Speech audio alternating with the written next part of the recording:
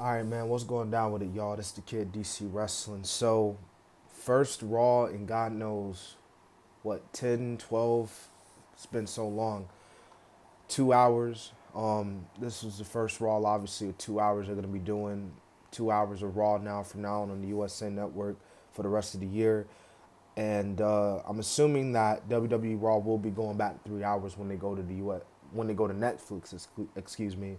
And then I even saw this report a couple weeks ago saying that SmackDown could very well go to 3 hours. So if you got 3 hours of SmackDown, 3 hours of Raw, 2 hours of NXT, plus you add up to 5+ hours of pay-per-view, that's a lot of wrestling.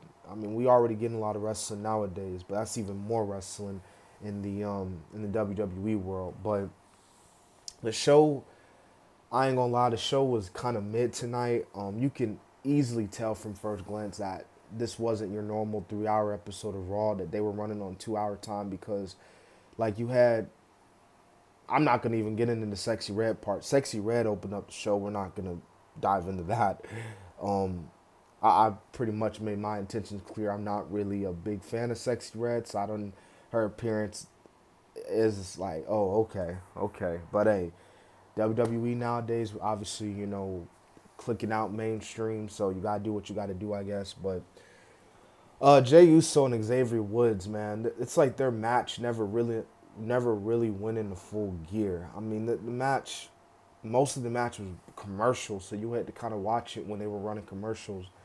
Um, but even then, Jey Uso retained his championship.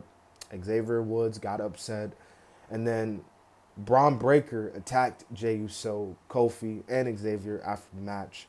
So I guess that ends any face turn, because I did see a lot of people were saying that Braun Breaker now was a good guy last week because he was giving respect to Jey Uso, but obviously that was a facade because, what he did tonight. So clearly Braun Breaker clearly wants that Intercontinental Championship back.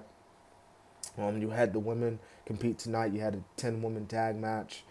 Um, you even saw Cody Rhodes, obviously, tonight, and they were asking him about, Kevin Owens, obviously. But Cody Rhodes was like, hey, I'm just here to watch the main event. One of these two men I'm going to end up facing for the Crown Jewel title at Crown Jewel. So I'm just seeing what's going on. But this was a dope main event, don't get me wrong. Like Gunther and Sami Zayn, just like their WrestleMania encounter, had a really, really good encounter here. I thought the ending was really cool. You had Gunther in the choke.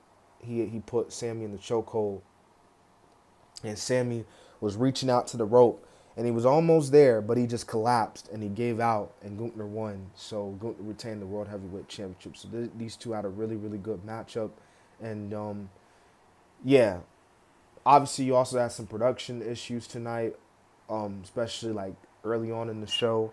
So overall, like I said, Raw was kind of mid tonight. This is, like I said, this was the first Raw coming off the heels of Bad Blood. You know what I mean?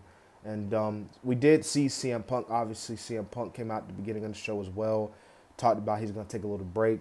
He's going to be back, but he doesn't know when. Rollins came out. He was like, "Oh, I hope you come back, Punk, so I can, send you in early retirement." And obviously, he called out Bronson Reed. Rollins wants Bronson Reed, and like I said, overall, pretty mid episode of Raw in my opinion. So.